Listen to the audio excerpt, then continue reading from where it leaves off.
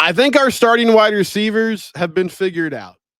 Eric McAllister, Jordan Dwyer, Joseph Manjack.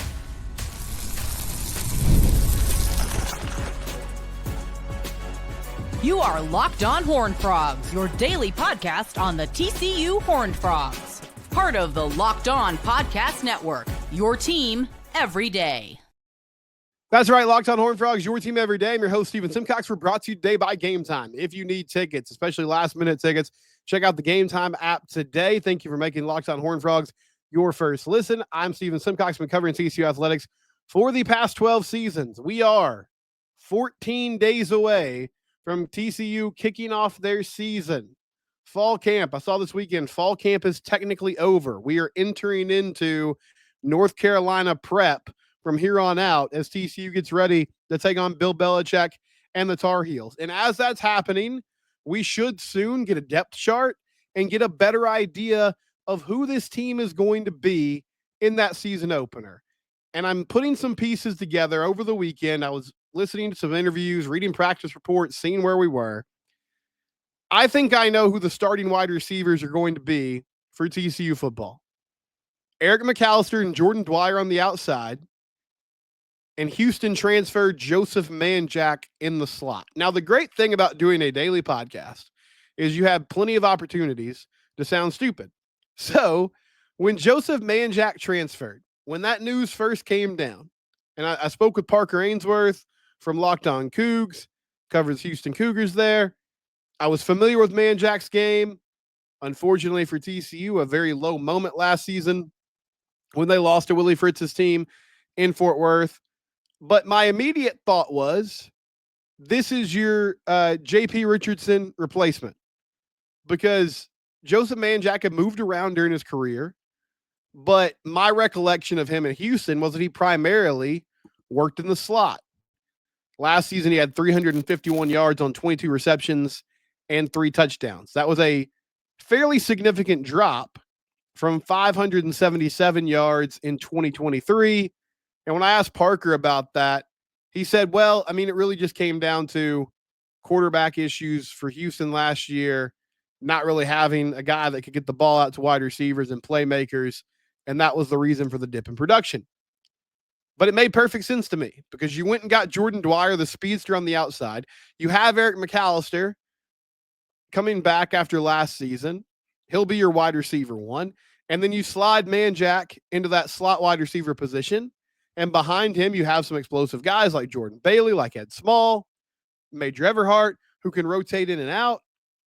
But your 3 best wide receivers are those 3 guys. And you're going to find a way to get them on the field at the same time. However, once spring camp ended and fall camp started, I changed my mind, because we kept hearing about how Joseph Manjack was working on the outside. That he was working at outside wide receiver. When I talked to Eric McAllister at Big 12 Media Days, I specifically asked him about Jordan Dwyer, and he talked about Jordan and his speed and his ability to take the top off of defense. But the main thing he said to me was, look, I've never seen so many go balls completed in practice, whether it was me, whether it was Dwyer, whether it was Joseph Manjack. All of us were getting equal opportunities on the outside, and we're making plays. Operative word being that he's on the outside. So I said, okay, I'll reset my expectations. I thought, well, maybe they'll go with Jordan Bailey as a starting slot wide receiver, and they'll rotate Manjack in. But, Jordan Bailey's been out all of fall camp. He hasn't practiced, to my knowledge. Another player that's been out a lot, Major Everhart, lately at least. And both those guys, honestly, they've been out of practice and out of games and unavailable for a lot of their careers. I hate that, but it's the truth. So then I started thinking, Ed Small, maybe he's the guy, true freshman.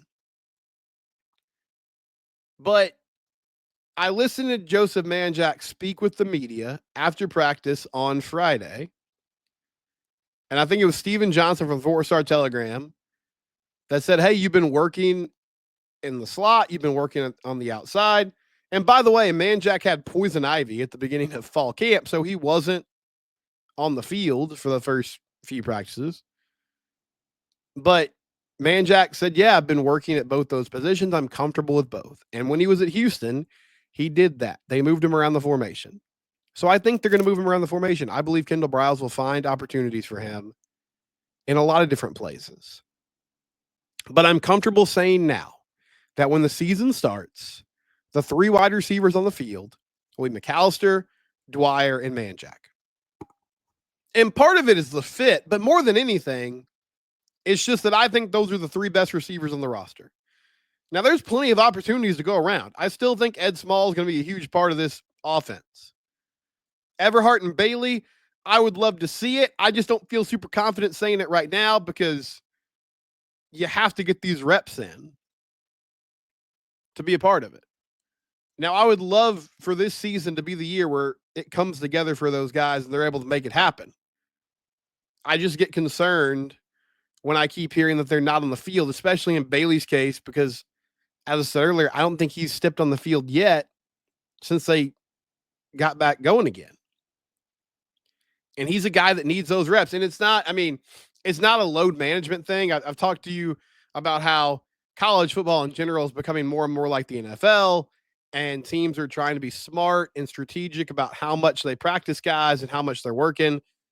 That's not the situation here. I mean, both these players are dudes that frankly need those reps. They're not in a place in their careers where they can forego practice for extended periods of time and pick it up like nothing else happened. I don't think that's what's going on. I believe there's some sort of injury that's keeping them from being on the practice field. Now, how important is this? Who your starting wideouts are? Well, it's important because as much as we love to talk about all the different guys that are going to contribute before the season starts, once the game starts, the rotation shrinks. What I mean by that is, it's just the nature of it. If somebody's producing, they're going to be on the field. And unless there's a reason to take them off, I don't think it's going to be a revolving door. Now, hear me. I think Jacoby Hayes, who is arguably the star of this fall camp, made a great one-handed catch in the scrimmage on Saturday. I believe he's going to get chances. I think Ed Small will get opportunities. I hope that Braylon James gets opportunities. And again, I hope that Major Everhart and Jordan Bailey get those chances. But last season, spent a lot of time through the offseason talking about the depth of the wide receiver room. And lo and behold, Jack Besh comes out of nowhere, at least for me. Maybe some of you were tracking that. I wasn't tracking it as closely. He starts at outside wide receiver against Stanford and says, that's my job. I'm not giving it up. And yes, Eric McAllister came in and made plays. But the majority of the catches were distributed between Savion Williams and Jack Besh and J.P. Richardson. And I think that will be the focus of the offense for these three players because they're all vets. I mean, Manjack has not been a number one wideout, but he's not being asked to do that here at TCU. He's going to be in a very similar role to what he did at Houston, which is you can move him around the formation. He can get open. And I believe he can be a steady presence for this offense. J.P. Richardson was an underrated player. He knew how to get open. He knew how to make plays. He was even useful on special teams. I don't think that'll be Manjack's role. But he was just, 3rd and 5, like he was a guy that you could count on to get to the sticks and get open. And I would love to see DJ Rogers, the tight end, get more involved. Your running backs, like there's options here. But I think when the dust settles, McAllister, Dwyer, and Manjack will be the three that are getting the lion's share of the workload when we talk about this team in the passing game. So that's my latest prognostication. It took a winding road, but I feel like now it sort of ended up where I thought it would be initially, which is with Manjack working in the slot. And that doesn't mean that those young guys behind him won't get chances and won't get opportunities to play. I expect that they will. But I feel less confident about him not being in that spot than I did earlier. Because yeah, you could put him on the outside and you can move him around, but I think they're going to want those three players on the field as much as possible. And he also mentioned he was getting some jet sweeps in. He's a guy that at Houston was really active in their screen game, tunnel screens, that type of thing. So you can use him in a variety of ways.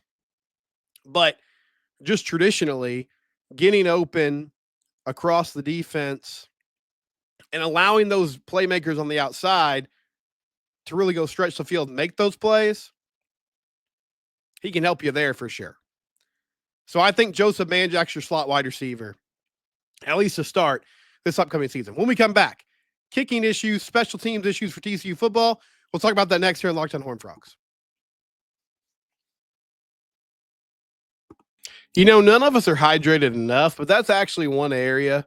I've got my vices, don't get me wrong, but I drink a lot of water. I try to stay up on it, but it's hard, man. It's difficult to do.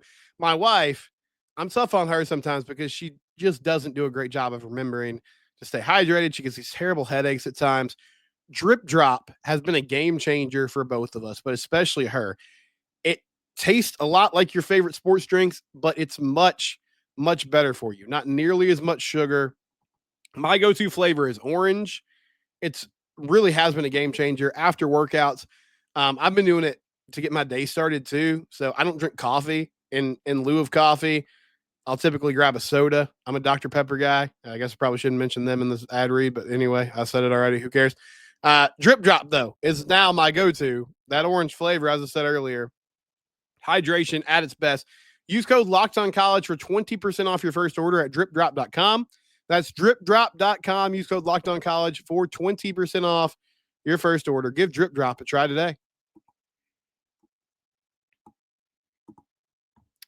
Over the weekend, a Twitter user hit me up. I believe it was Mando Frog that reached out to me. Let me make sure here. And of course, now my phone's going slow. Here we go. Mando Frog. Hearing all the kicking problems, who's our best shot to be a replacement with the Big 12 games being so tight? We need a solid kicker, and Kyle doesn't sound like the fit. Okay. So the context here is Kyle Limmerman's really struggling right now. Last season, as a true freshman, he came in as one of the highest ranked kickers in the country. And he ended up going 15 of 22, hit 68% of his field goals, was 54, 55 on extra points, 0 of 1 from 50 plus. That was that game winner against UCF. And 5 of 8 from 40 to 49 yards, 3 of 5 from 30 to 39, 7 of 8 from 20 to 29. So 68%, 15 to 22. You might say, well, that doesn't sound horrible. It's not like he's missing half his kicks or anything. Right. But the misses were, it was enough that it was a problem. And maybe the biggest issue for Kyle from a perception standpoint is that he did come in with a lot of hype. He was South Lake Carroll, all-state kicker. TCU was actually in a battle with Texas Tech to land his commitment, and they got him. With kickers, the problem here is, in my mind, with kickers, it's all mental. Kyle knows how to kick. I don't think Casey Petrie or Mark Tramadol is going to come in and show him a new way to approach the football that's going to help.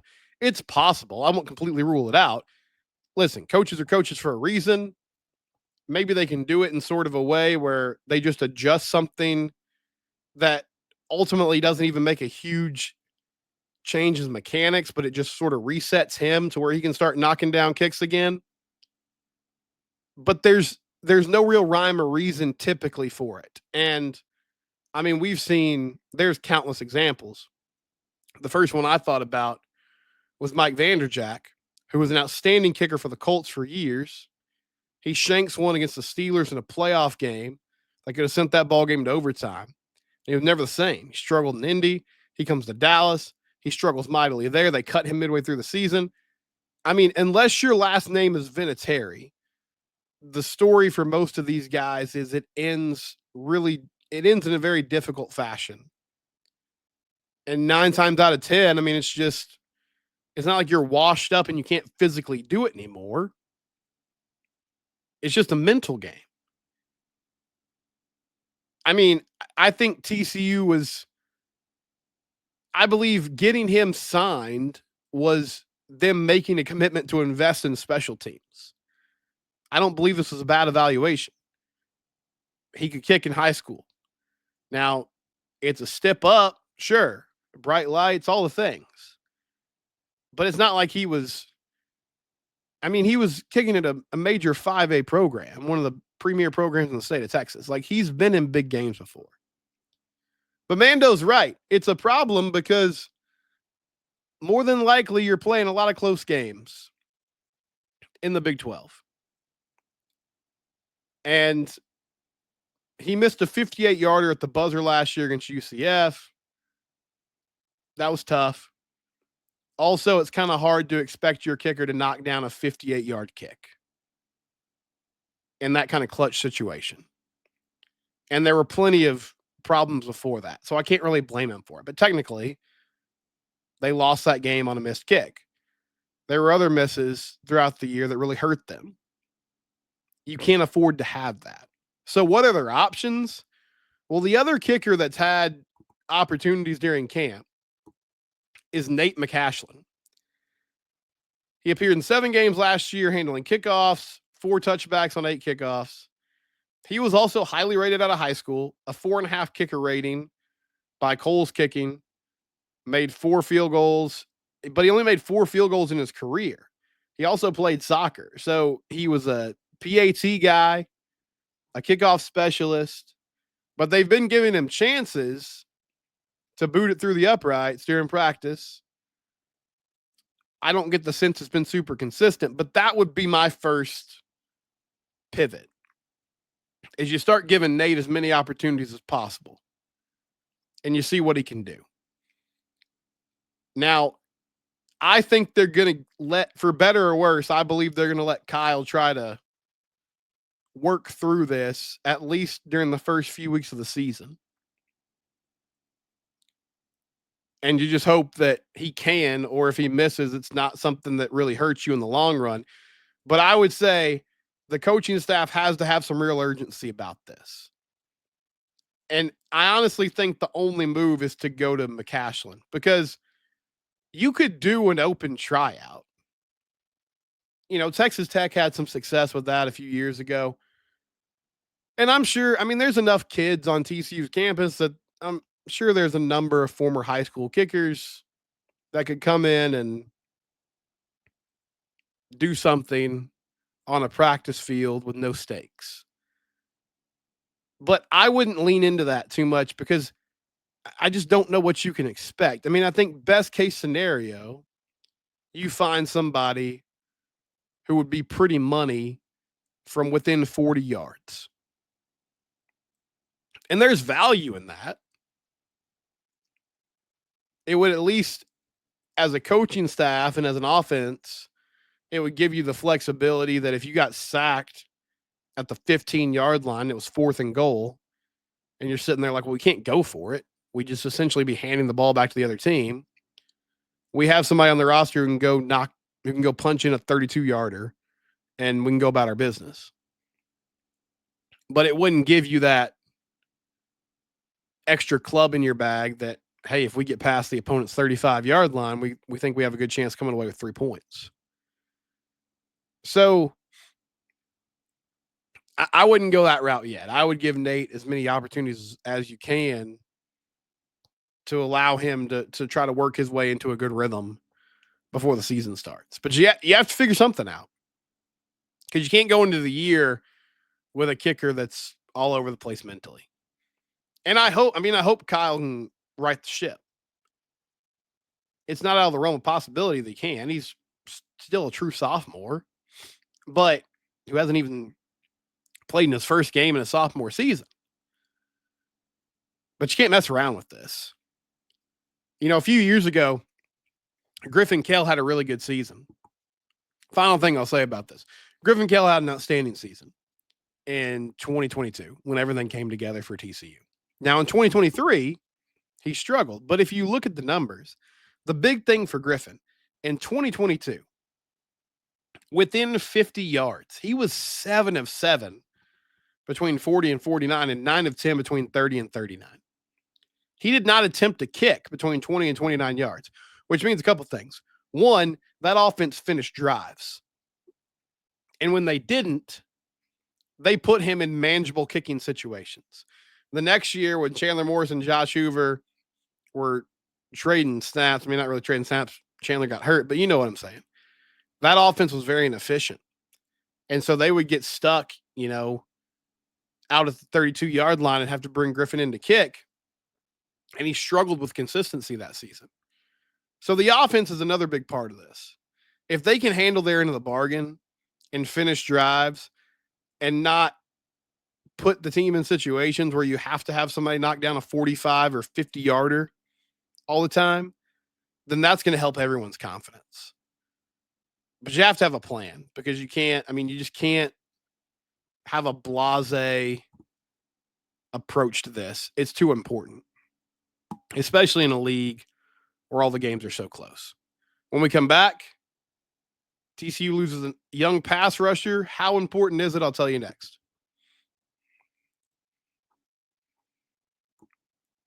I love the Gametime app. It's super easy to use. Seriously, a few clicks of a button and you have tickets on your app. Download it today. Use code LOCKEDONCollege for $20 off. They have last-minute deals. Years ago, I had a mentor of mine. I was actually at TCU as a student. And there was a mentor of mine who was like, hey, meet me in Arlington on a Sunday morning, because he knew I was a big Cowboys fan. And I'd never been to a Cowboys game at that point in my life. He was like, meet me in Arlington on a Sunday morning, have $100 cash in your pocket. And we'll go scalp some tickets. We'll wait until the last minute. We'll scalp some tickets. We'll get in the door and we'll watch the game. So I'm pumped. I drive out there. We couldn't find any tickets for less than $100. He underestimated the price of those tickets. He had done it before. It just didn't work out that day. But if I had the Gametime app, I wouldn't have to worry about those things because I simply would have gone to the Gametime app, found the tickets, saw what my view was going to be from my seat when I sat down. No hidden fees. I pay what I pay. I move on with my life. I get in the game. Download the Gametime app today. Use code LOCKEDONCollege for $20 off your first purchase. Give it a try. On Friday's show, I talked about the loss of Keelan Abrams, freshman pass rusher for TCU. Keelan, hope you have a really fast recovery, as fast as possible. But he said he's out for the year. And I was like, look, this is a gut punch. It's not a starter, but it's somebody that you were hopeful could be good depth for your pass rushing rotation. And he's not there. I did have a YouTube commenter come in. This is Jason. Being a true freshman, he wasn't going to play too much. Sucks for him, but not so much for us. I think we'll be fine. I mean, I'll disagree with you slightly. It is worse. The person that comes out with the raw deal here is Keelan, because you're right. He's missing those reps in practice and in games to get better. But I do have some concern about the depth of this edge rusher position and if they have enough guys to rotate in and out successfully. And I just thought Abrams could be a really good change of pace because of his athleticism and his speed. Coming into the ball game with fresh legs, that could really give offensive line fits. So it would have just been a nice bonus, a nice boost for this defense. It's not somebody you were necessarily counting on to be really good, but it was an added dimension to this team that I think you're now losing. And it's unfortunate the way it played out. But yeah, you're not losing a starter. And I mean, knock on wood or whatever. I'm not superstitious. But TCU's been pretty fortunate so far in that they haven't lost key starters. It's been I guess in most cases, depth guys. But this was a dude that I thought could help you take a step forward, not only defensively, but just as a team with that ability to go after the quarterback at the drop of a hat. We'll be back tomorrow. It's Locked On Horned Frogs. Please subscribe to the YouTube channel. We're also free and available wherever you get your podcasts. It's your team. We do it here every day.